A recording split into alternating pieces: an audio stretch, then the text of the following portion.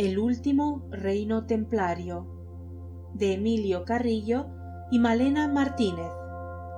Producción y locución, Annie Sisi.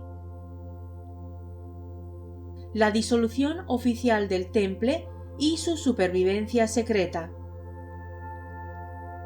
Los saberes templarios y su esoterismo, que serán examinados con más detalle en el siguiente capítulo del presente texto, y la estrategia para implantar un nuevo orden y la paz universal, cuestionaban frontalmente la autoridad del Papa, el poder de los reyes, el porqué de la Iglesia y el propio mundo entonces existente. Por tanto, estaba más que justificado que en el seno de la orden oficial se constituyera una sociedad secreta con maestros ocultos, enseñanzas esotéricas y objetivos confidenciales. Mas, con el paso del tiempo, fue inevitable que el secreto trascendiera de los círculos íntimos del Temple y llegara al Papa Clemente V y al rey francés Felipe IV el Hermoso. Para comprender en toda su entidad la actuación de ambos contra el Temple, es muy importante recordar el violento conflicto de Felipe, monarca sumamente ambicioso, con el pontífice que precedió a Clemente. Fue el italiano de origen catalán Bonifacio VIII, Benedetto Caetani, que llegó al papado en 1294 y 8 años después dictó la bula Unam Sanctam, 1302, afirmando la supremacía del poder papal sobre el de los reyes y llegando a amenazar de excomunión a Felipe IV. Ante ello, el monarca galo puso en marcha el llamado Atentado de Anagni, el 7 de noviembre de 1303. Guillermo de Nogaret, secretario y hombre de confianza de Felipe, fue enviado por éste para notificar al Papa, reteniéndolo con brutalidad, que tendría que comparecer ante un concilio. Y, aunque caballeros romanos liberaron al pontífice, éste murió por la fuerte impresión. Así, en 1305, el poder de Felipe IV posibilitó que accediera al papado el francés Clemente V, 1305-1314. Su vinculación al rey galo llegó a ser tan estrecha que hasta abandonó Roma en 1309, fijando su sede en Aviñón. La residencia de los papas en esta ciudad fue llamada por los italianos Cautiverio de Aviñón, llegando a su fin en 1378, aunque 2 antipapas se mantuvieron allí hasta 1408. Con este telón de fondo, no puede extrañar que Felipe IV el Hermoso barruntara primero y ejecutara después la idea de hacerse con los tesoros y secretos templarios, con los que, para colmo, mantenía una fuerte deuda bancaria. La complicidad en la operación de Clemente V, única autoridad como papa de la que dependía el Temple, la tenía asegurada, además de que el propio pontífice estaba motivado para arremeter contra la orden, por lo que, enunciado coloquialmente, se juntó el hambre con las ganas de comer. No en balde, el Vaticano y la globalidad de la cúpula eclesiástica recelaban ante el poder templario y sentían la amenaza de los saberes que acumulaban, ansiando hacerse con los documentos que socavaban la autoridad jerárquica y deslegitimaban su Iglesia. Conjunción de factores que derivó, finalmente, en la disolución de la orden exterior y en la implacable persecución de sus miembros acusados de herejía por las autoridades civiles y religiosas. El viernes 13 de octubre de 1307, en la cultura moderna persisten los ecos de la tragedia, a través de la mala suerte asociada en muchos lugares a ese día del calendario. Fue la fecha elegida para que aflorara una compleja trama que conllevó la detención, tortura y ejecución de un elevado número de caballeros templarios, y la incautación de todas las propiedades de la orden. El 3 de abril de 1312, la bula Vox Clamantis disolvió formalmente la Orden del Temple, transfiriendo sus bienes a otras órdenes religiosas, fundamentalmente a los hospitalarios. Y el 18 de marzo de 1314 fueron quemados vivos el gran maestre de la Orden Exterior, Jacques de Molay, y su comendador, Geoffroy de Charnay. Se cuenta que Molay, en la pira de ejecución, maldijo tanto al rey Felipe como al papa Clemente, fijando unos cercanos plazos para el fallecimiento de ambos que se cumplieron escrupulosamente. No obstante, el priorato de Sion fue advertido con antelación de la conspiración que se preparaba contra el Temple, y sabedor de que la operación era imparable, tuvo tiempo antes de su ejecución para poner a salvo los tesoros y documentos ansiados por Clemente V y Felipe IV. Por esto, los soldados de este, encabezados por Guillaume de Nogaret, no hallaron nada cuando registraron la sede central del Temple en París. Ni dinero, ni objetos de valor, ni papeles. Lo mismo sucedió en el resto de las encomiendas. El Archivo Secreto del Vaticano conserva un documento que da fe de la declaración ante el Papa, en junio de 1308, del templario Jean de Chalon, que afirmó que en la víspera de aquel viernes 13, un cortejo de carros cubiertos de paja había salido del Temple de París acompañado de Gerard de Villers, preceptor de Francia. El contenido de los carros fue embarcado en un puerto del norte del país galo con dirección a Inglaterra. Allí, un caballero templario británico, Jean-Marc Lemarius, cumplió el contenido que le asignó Jacques de Molay y puso a buen recaudo la carga. Sin embargo, la Orden Interior no preparó solo esta vía de fuga, sino que repartió en otros envíos la riqueza procedente de distintas encomiendas y copias de los documentos secretos más importantes, con instrucciones precisas de destruirlos en caso de peligro inminente. Así, Gerard de Villers puso un cargamento bajo la tutela de Humbert Blanc, preceptor de Auvernia, región perteneciente al entonces inglés ducado de Aquitania.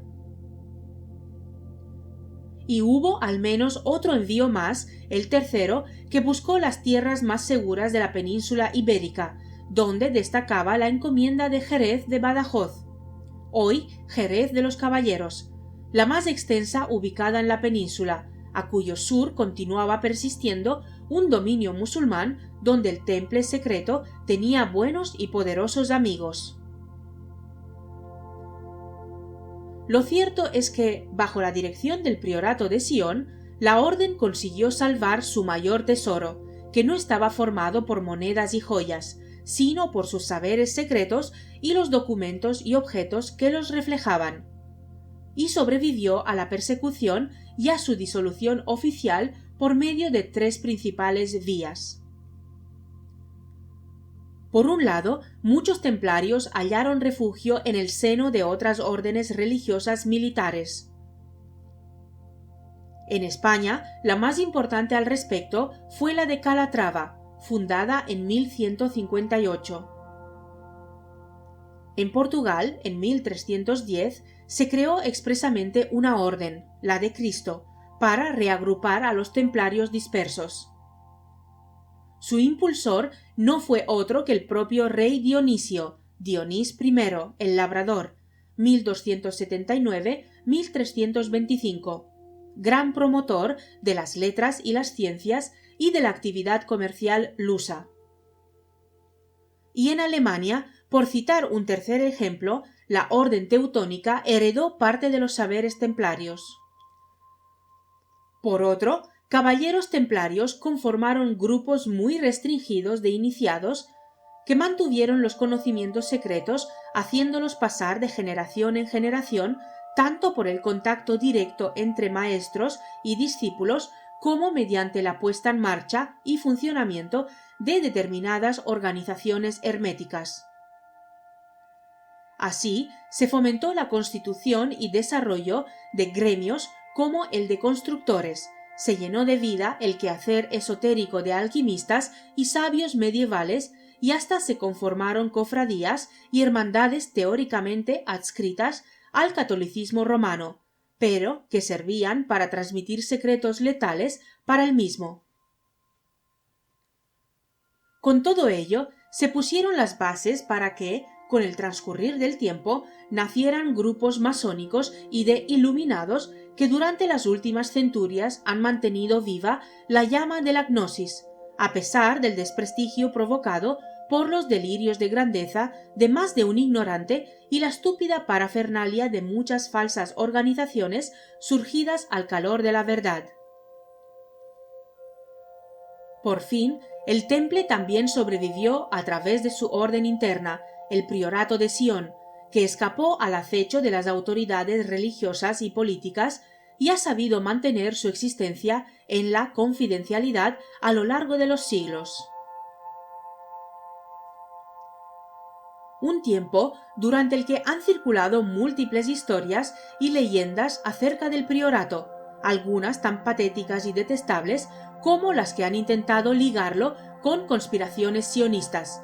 Verbigracia, los llamados protocolos de los sabios de Sion, o las protagonizadas por tristes oportunidades con ansia de notoriedad como Pierre de Plantard, pretendido descendiente de Dagoberto II y fundador, en 1956, del nuevo Priorato de Sion.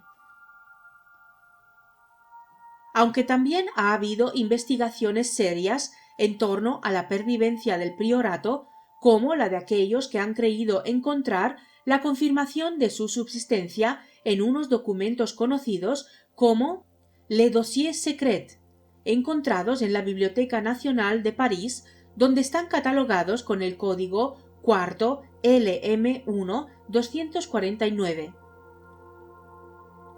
Su contenido informa sobre los supuestos grandes maestres del priorato desde el siglo XII hasta casi la actualidad, entre ellos tan famosos como Sandro Botticelli, Leonardo da Vinci, Isaac Newton, Victor Hugo o Charles Debussy. Mas lo único cierto es que el priorato sobrevivió a la disolución oficial de la Orden del Temple, logró resguardar sus conocimientos y los datos y documentos que los constatan y formó una red de personas y suborganizaciones lo suficientemente amplia como para asegurar la conservación y transmisión de sus saberes y lo necesariamente reducida como para garantizar la confidencialidad de su trabajo y la seguridad de sus miembros. Y, por supuesto, el priorato jamás abandonó la idea de salir de su forzada clandestinidad y dar a conocer sus saberes. Es más, hace mucho tiempo que en su agenda de trabajo se marcó de rojo una época concreta para hacer ambas cosas: la de la transición astrológica de la era de Piscis, el pez que es, igualmente, signo del cristianismo, a la era de Acuario, que traerá consigo enormes transformaciones y en la que la humanidad aprenderá la verdad. Se trata de lo que la Iglesia llama el fin de los días y se está aconteciendo en la actualidad. La idoneidad del momento elegido se ha visto confirmada por la circunstancia de que, gracias a las nuevas tecnologías y a la multiplicación de las vías de información y comunicación, se pueden desvelar los secretos guardados por el priorato sin revelar la personalidad de sus miembros y la estructura de su organización. Es decir, divulgar los conocimientos ocultos sin abandonar la clandestinidad, todo un guiño del destino que el priorato está sabiendo aprovechar. El esoterismo templario. Planteamiento. Para hablar del aspecto esotérico de la Orden del Temple, Lo primero que hay que tener en cuenta es que estos caballeros fueron, sin duda, seguidores de Jesús de Nazaret, pero no del Jesucristo mostrado por la Iglesia católica, ni tampoco de sus enseñanzas doctrinales. Es, en parte, por ello que tuvieron que recurrir a un método que llamamos ocultista, lleno de simbología extraña para los neófitos, pero muy sencilla para los que conocían los secretos. ¿Y cuáles eran estos que tantos estudiosos han provocado y tanta tinta han derramado? Principalmente, hay que decir que participaron de la misma comunidad que la historia ha denominado como albigense o cátara, a la que ya se ha hecho mención en el capítulo precedente. Así se explican muchas cosas que no tendrían sentido de otro modo, sin que esto excluyera la clara influencia de otras religiones o sectas orientales de la misma orientación. A lo largo de los siglos siempre hubo constancia de determinadas sociedades secretas que se agruparon con el fin de transmitirse conocimientos que no estaban al alcance de todos, o bien para proteger determinados secretos. Eran invitados a participar en ellos lo más puros en sus actitudes y comportamientos, y también los más dotados de inteligencia en las distintas ramas del saber, o de sensibilidad en el caso de los músicos, arquitectos, artistas y artesanos de todo tipo. Se fueron llamando entre sí hermanos, cofrades, comilitones, compañeros. Y, sobre todo, tuvieron que demostrar que reunían las cualidades que se les presuponía para guardar y transmitir que eran los custodios del legado de la sociedad secreta a la que pertenecían. Esa pactio secreta requirió unos formulismos propios, y los templarios, como otras órdenes similares, también los recogieron en sus estatutos internos como la fundación que eran. En primer lugar, los templarios fueron hermanos, monjes, porque participaban del círculo de elegidos para guardar y transmitir dichos secretos, y, en segundo lugar, fueron caballeros, tanto en el orden temporal como espiritual, pues así lo demandaba la sociedad medieval en la que vivieron y trabajaron con una misión secreta.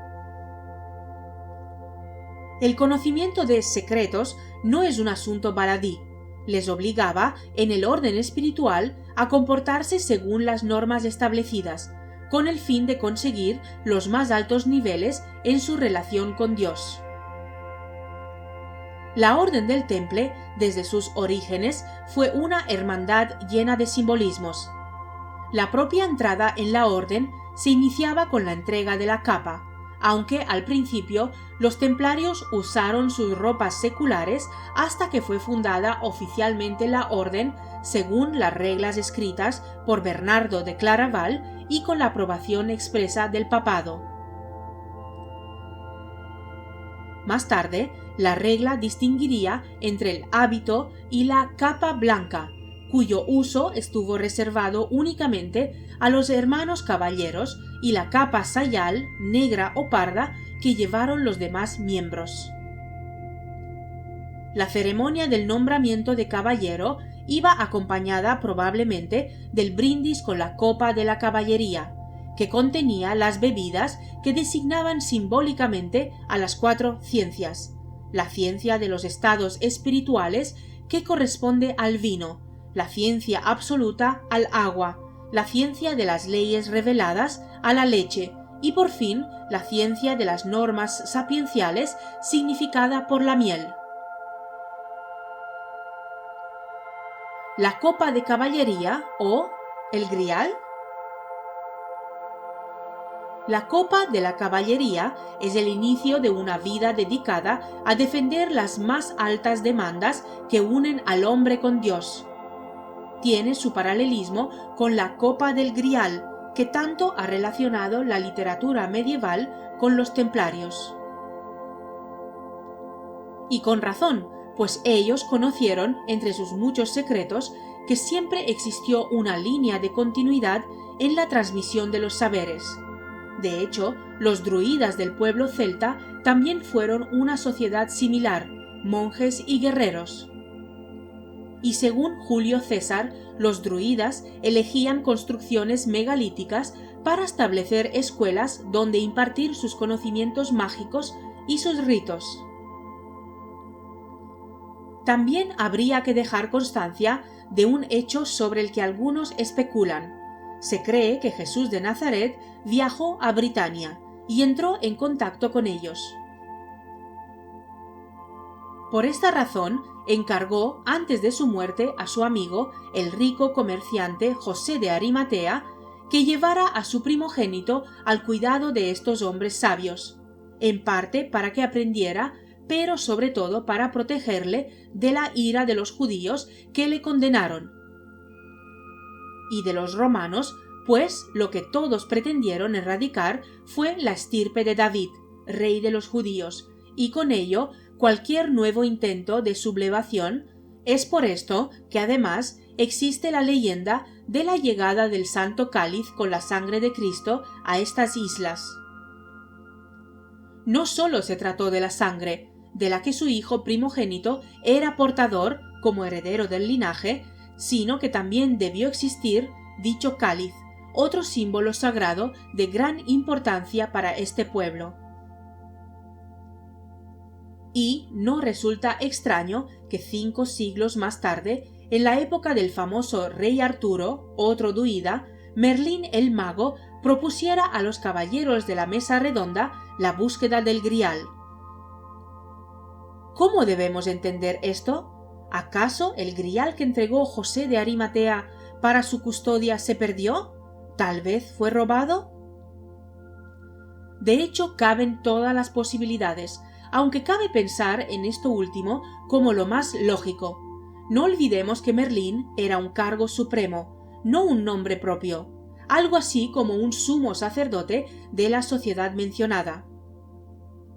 Tanto Sir Lancelot du Lac como Sir Galahad pertenecieron a dicha sociedad secreta, y es por ello que este último es presentado ante el rey Arturo como el elegido para encontrar dicha copa sagrada, y esto, según cuenta la leyenda, por su pureza y por estar expresamente preparado para ello. El primero en hacerse eco de esta leyenda sería Chrétien de Troyes, es decir, vecino de esta ciudad, en la que, por otra parte, comienza a gestarse la Orden del Temple, debido al noble propietario de estas tierras, es decir, al conde Hugo de Champagne. Y no parece que sea casual que se escribiera y difundiera esta primera obra referente al tema artúrico precisamente allí, algo que posteriormente tendría tan gran repercusión en otros autores. Y volviendo a las preguntas planteadas, ¿quién o quiénes pudieron haber robado el Santo Grial? Este sería quizá el tema de otro estudio. El caso es que fue necesaria esa búsqueda. Y fue tan grave el asunto que, por esta causa, todos los caballeros de la mesa redonda del rey Arturo parten en busca de la preciada copa. Prácticamente a partir de aquí comienza la desaparición de la corte de Arturo, hasta el punto de que podría decirse que este es precisamente el principio de su final.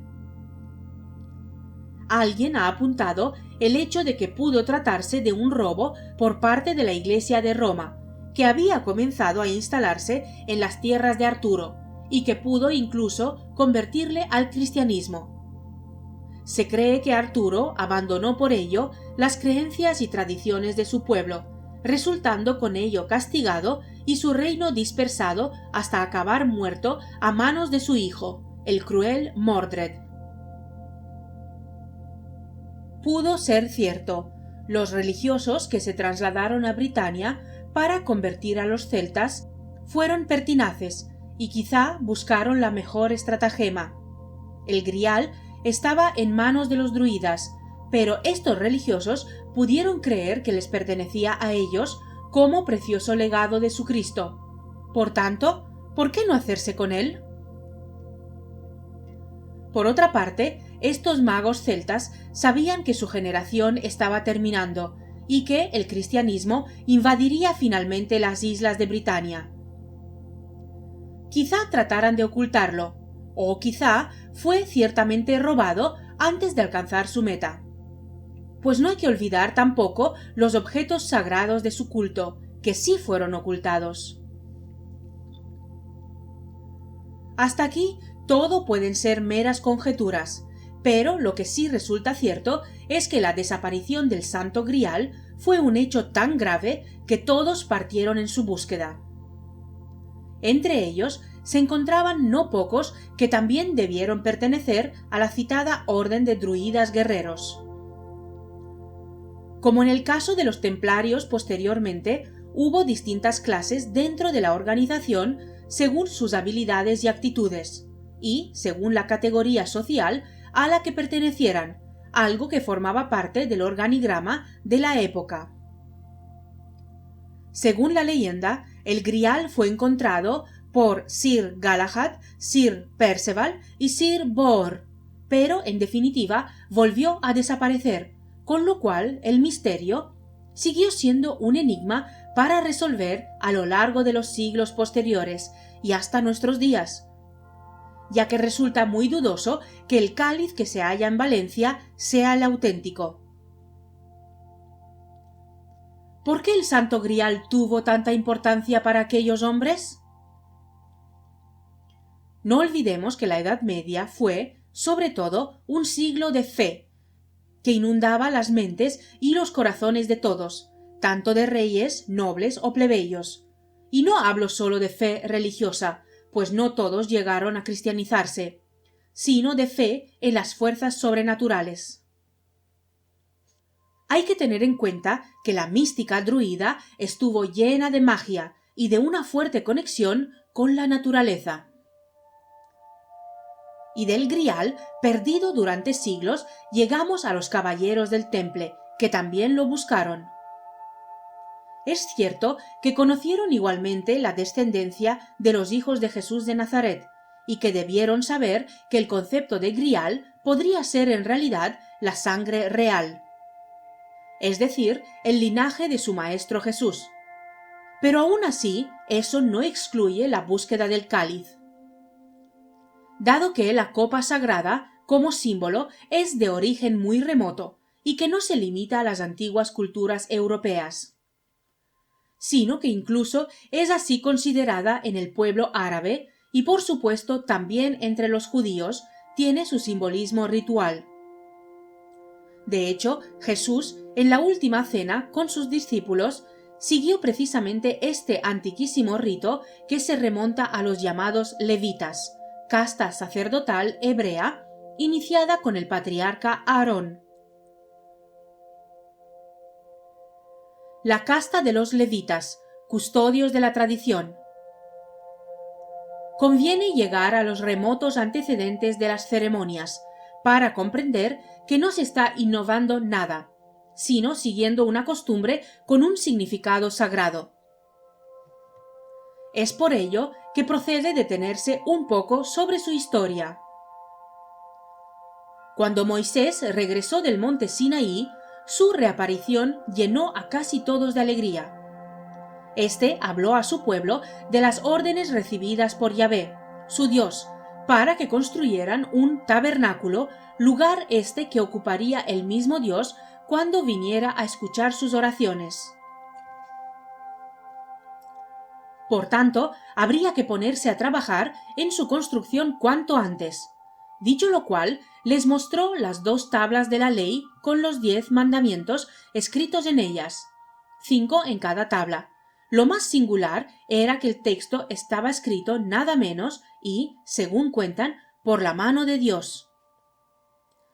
Por esta razón, Moisés apartó a la tribu de Leví de toda comunicación con el resto del pueblo, separándola para que fuera una tribu santificada y purificada con el agua de los manantiales, convirtiéndose ésta en una casta sacerdotal. más que propiamente una tribu. Y se procedió a la entrega del tabernáculo, el vaso sagrado, es decir, el cáliz, y demás elementos como el pectoral y la vara o bastón de poder que seguirían de guía para los sacerdotes consagrados desde ese momento al servicio de su Dios, Yahvé. ¿De dónde sacaría Moisés el vaso sagrado? ¿Acaso de Egipto? Es importante recordar que una vez construido el tabernáculo, el sacerdocio levítico, con el sumo sacerdote al frente, asumía las funciones, tanto religiosas como legislativas, por lo que se constituía un orden teocrático que no existía hasta el momento. El sumo sacerdote era también la cabeza de toda la nación judía y, por tanto, la suprema autoridad religiosa y civil. Algo similar a las funciones del maestre en la orden del Temple, al menos en el llamado círculo interno de la orden. Como está escrito, el primer sumo sacerdote fue elegido por Dios, y este fue el hermano de Moisés, es decir, Aarón, el mismo que acompañó a visitar al faraón de Egipto para pedir la liberación de su pueblo. No puede olvidarse, por tanto, que en el templo de Salomón se guardaban las tablas de la ley, y que los levitas eran algo así como los antecesores de los templarios. ¿Acaso no fueron estos a Jerusalén precisamente en busca de las tablas de la ley, del arca de la alianza, del vaso sagrado y de la vara o báculo de Aarón? En definitiva, de todos los objetos sagrados que guardaron los judíos en su templo. Cabe pensar sencillamente que se consideraban los sucesores, guardianes o custodios de esta tradición y no podían permitir que cayera en manos de los árabes, pues según su tradición a estos no les pertenecía. Tema este que podría ser muy discutible. La historia se encarga de mantenernos en el filo de la verdad.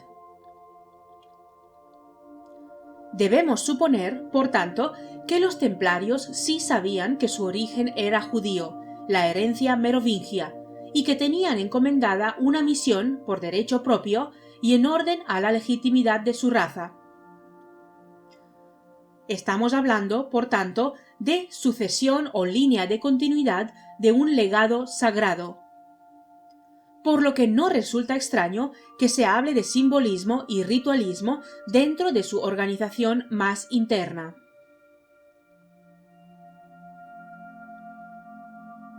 El origen de la sabiduría. Para comprender esto, habría que investigar el origen de la sabiduría, no sólo procedente del contacto de Moisés con Yahvé, sino también en la influencia que ejercieron las primeras civilizaciones mesopotámicas y egipcias. Los misterios de Osiris e Isis, en los que probablemente fueron iniciados Abraham, Moisés y Salomón, así como los enigmáticos secretos ocultos en el Arca de la Alianza. Como se sabe, y conviene no perder de vista en ningún momento, las primeras civilizaciones importantes de la historia se desarrollaron en Mesopotamia, sumerios, acadios y babilonios, y en Egipto. Estos pueblos destacaron en sus conocimientos sobre matemáticas, medicina, arte y arquitectura, cual podemos comprobar fácilmente por el legado que nos dejaron en sus construcciones y en su rica mitología. No es cuestión de extenderse aquí, pues no viene al caso. Solo se hará alusión a algo que sí incumbe, dado que se está buscando el significado del esoterismo templario. Se trata del profundo conocimiento que tenían de la astronomía. Según las inscripciones en Sáqqara, en el antiguo Egipto, ya se enseñaba a los niños que la Tierra era redonda. Y existen manuscritos de la época que hacen alusión a numerosas nociones sobre los astros, que ahora resultan ser exactas. La pregunta clave sería: ¿de dónde sacaron estos conocimientos? Solo cabe dos hipótesis. O bien de una civilización anterior, poderosa y obviamente desaparecida, como pudo ser la Atlántida, o tal vez de un contacto con seres venidos de las estrellas, lo que tampoco resulta tan improbable, dado que la mitología de ambos pueblos, Mesopotamia y Egipto, está llena de estas historias, que parecen muy reales, puesto que existen demasiadas coincidencias y elementos en común como para ser inventadas o descartadas sin más. En el libro El misterioso templo de Salomón se trata extensamente este tema. No es este el lugar apropiado para ello, por lo que conviene ceñirse al esoterismo o misticismo que tuvieron en común. De igual modo, podría decirse que los templarios recibieron un legado muy antiguo, al igual que sus predecesores, y que éste podría haber sido recogido en un libro llamado De la Sabiduría. ¿Sería este el mencionado libro de Tot? Tal vez aportado por los atlantes y posteriormente los egipcios, o por los seres de las estrellas, o por ambos a la vez, pues parecen estar igualmente relacionados. Libro que pudo ser guardado en los monumentos más importantes de la antigüedad, entre otros el Templo de Salomón. Y cuando se dice libro, no se quiere excluir con ello a los demás objetos del culto divino, pues en realidad el reiterado libro también pudo ser un manual para la correcta utilización de los extraños objetos que, a pesar de tener una apariencia corriente, quizás se asemejaban más al mundo mágico, como por ejemplo el Arca de la Alianza. Conviene citar aquí un libro que puede serles de interés: La cara oculta del temple, de Antonio de la Riva. En él se dice lo siguiente: algunos de los sabios más importantes de la historia de la ciencia, entre ellos Copérnico, Kepler o Newton, afirmaron que sus conocimientos eran originarios del antiguo Egipto. ¿Procedían del libro de la sabiduría? Resulta más que probable que así fuera. El patriarca Abraham y las religiones monoteístas. Algunos autores barajan la posibilidad de que Abraham fuera un rey de la antigua ciudad de Ur, próxima a Babilonia. Los asirios lo representaban como un personaje barbado, sentado en un sillón y con aire de benefactor. ¿Podría tratarse de Abraham o podría tratarse de otro, acaso el mítico Tot? Este tipo de perfil ha pasado a la historia de la mitología de todos los pueblos de la antigüedad. Alguien así cita la Biblia que se apareció a Abraham, Génesis 16, 17, 17:2. Y no hay que olvidar que este patriarca es el tronco común de todas las religiones monoteístas. Y, lo queramos o no, del origen del pueblo judío y de una alianza eterna que tal vez nos concierna, pues los caballeros del temple fueron formados bajo la influencia de estas creencias. Siguen, en concreto, la línea de la genealogía davídica, la descendencia de David proveniente de Abraham. Cabe pensar que este patriarca fue elegido para la fundación de la estirpe y es por ello que su historia nos importa y mucho. Tendríamos que entender a este antiquísimo jefe semita llamado Abraham, pues seguramente recibió el conocimiento de la civilización sumerio-caldea y se sintió impulsado por la voz de su Dios a conducir a su tribu hacia el oeste. Les impuso la creencia religiosa que había recibido de este Yahvé. En definitiva, se trató de un iluminado que recibió una revelación y se dejó conducir por esta. Y además resultó ser un líder espiritual al que muchos siguieron. Para la comprensión de la historia del que después sería Jesús de Nazaret, es conveniente seguir la trayectoria de este patriarca, pues, desde cierta perspectiva, podría decirse que se parecen mucho, al igual que su misión. Y posteriormente, la Hermandad del Temple y sus rituales vienen a ser un intento de recuperación de los cultos para iniciados de todos los pueblos conocidos, de lo que se deduce que debieron de estar en contacto, al igual que ahora lo pueden estar los científicos, etc. Los lectores se preguntarán sobre por qué hacer tanto hincapié en estas historias de Abraham y Jesús el Cristo, pues porque allí pueden estar las respuestas buscadas respecto a los secretos del temple, y no en otra parte, por mucho que se divague en una y otra hipótesis especulativa llena de fantasía o peor aún de exhibicionismo erudito, o de morbosa explotación del interés público por estos misteriosos monjes guerreros. ¿Se han preguntado el por qué interesa tanto esta historia?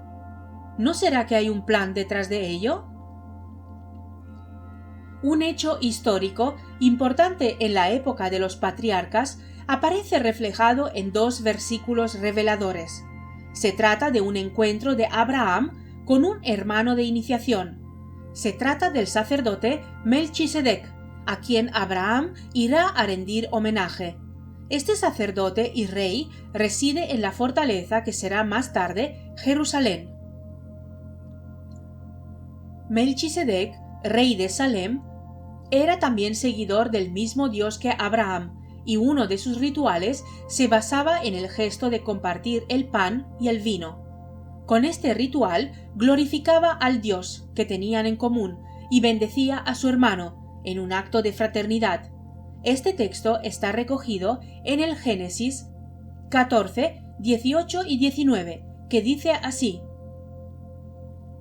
Bendito sea Abraham por el Dios soberano, poseedor de los cielos y de la tierra.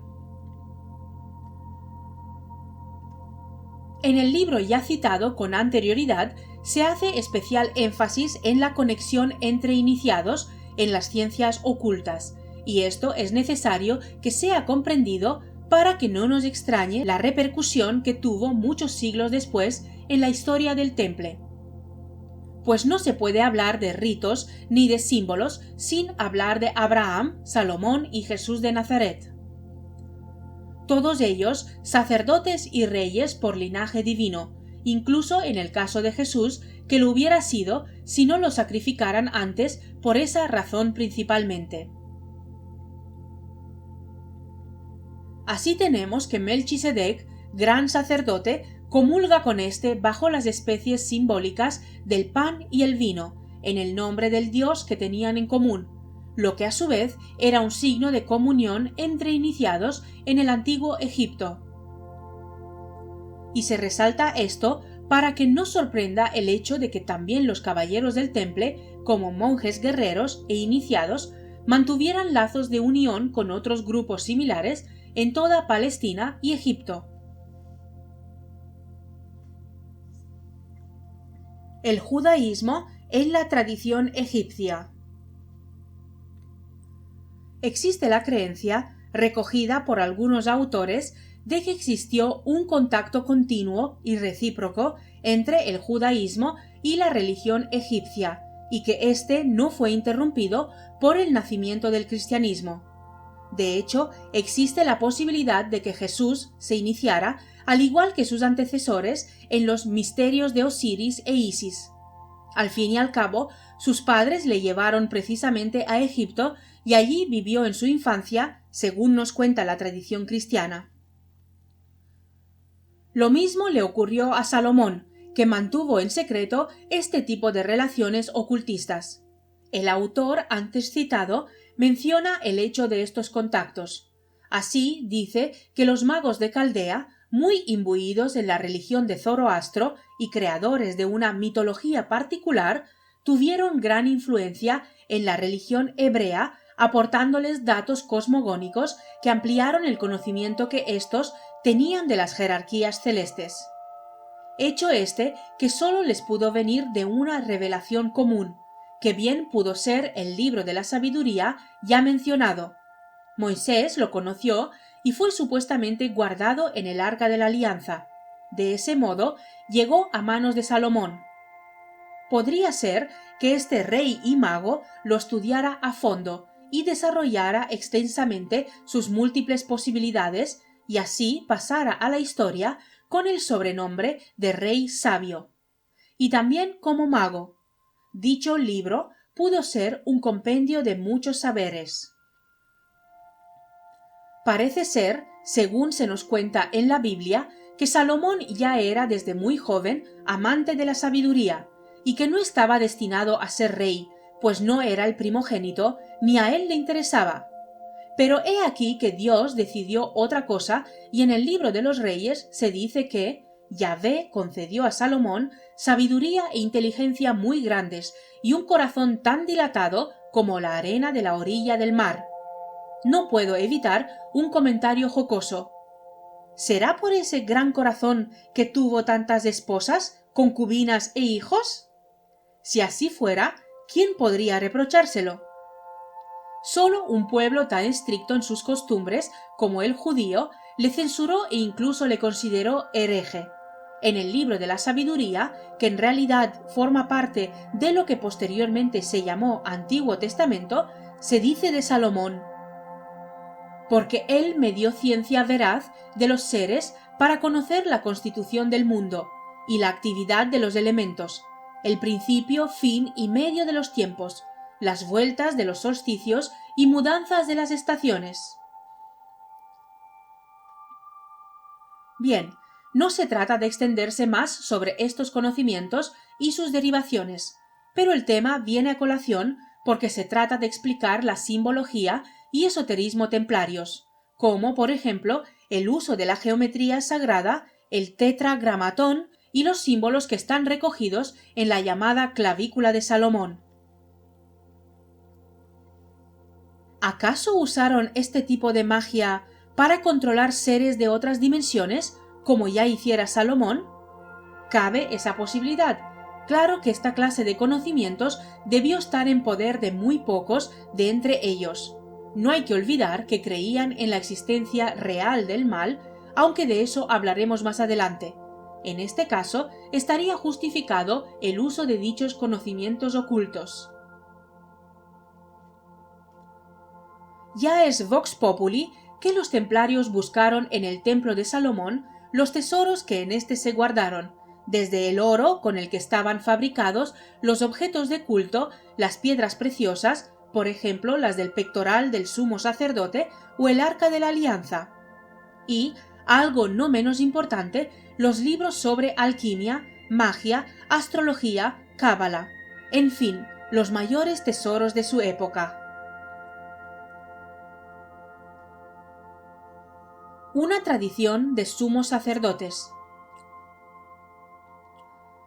Existe una tradición por la cual se creía que a las familias de los sumos sacerdotes se las hizo responsables de la custodia de aquellos manuscritos hebreos, que pudieron haberse llevado en su exilio cuando tuvieron que abandonar el templo de Salomón debido a los distintos saqueos que sufrió. De ese modo, en el sur de la Galia, en el condado de Hugo de Champagne, ya debía conocerse la existencia de ese inmenso tesoro. Solo faltaba la localización exacta para ir a buscarlo. Y eso sería lo que haría este acaudalado conde y, posteriormente, los 9 templarios. Sin duda estamos hablando de los descendientes de los susodichos sumos sacerdotes, que debieron comprometerse a través de una tradición oral y que pudo obligarles a volver a recoger el legítimo legado que les pertenecía como herencia. Se podría entender que, dado el peligro árabe, los distintos linajes judíos que se encontraban en tierra europea unieran sus fuerzas para intentar la incursión de estos monjes guerreros en territorio árabe, aprovechando para ello el gran movimiento que supusieron las cruzadas. Por no decir que llegaron a intimidar al mismísimo Papa para convocarlas. Si queremos comprender de verdad el comportamiento esotérico de los caballeros del Temple, no podemos disociar la historia de este pueblo, su tradición y sus contactos con otros sacerdocios similares. Es curioso observar el recorrido cíclico de distintas fechas. Por ejemplo, David conquistó Jerusalén hacia el año 1000 a.C. y decidió trasladar el Arca de la Alianza a esta ciudad. La construcción del templo se inició al 4.º año del reinado de su hijo Salomón y se terminó en 7 años. Así, aproximadamente, se puede calcular que estuvo disponible para el pueblo varios años después de la muerte de David. Se diría que pudieron pasar unos 60 o 70 años, y justo la Orden del Temple se debió empezar a gestar alrededor de 1070, aunque su fundación fuera posterior. Ya en el 1104, el conde Hugo de Champagne llegó a Tierra Santa, con un séquito de caballeros procedentes de Troyes, donde gobernaba un extenso y rico principado. Recordar que en esta tierra se gestó la leyenda sobre el Grial, cuando Chrétien de Troyes escribe sobre ello. ¿Acaso fue casualidad? Resulta sospechoso, más bien debió ser algo intencionado, siguiéndose así una inteligente estrategia. En definitiva, unos 2000 años entre una etapa y otra. A la conclusión a la que se quiere llegar es que los hechos parecen ser cíclicos y perfectamente orquestados por algún grupo de origen remotísimo. Ahora nos encontramos 2000 años después de la llegada del Cristo. Quizá esto pueda significar algo que tenga su importancia.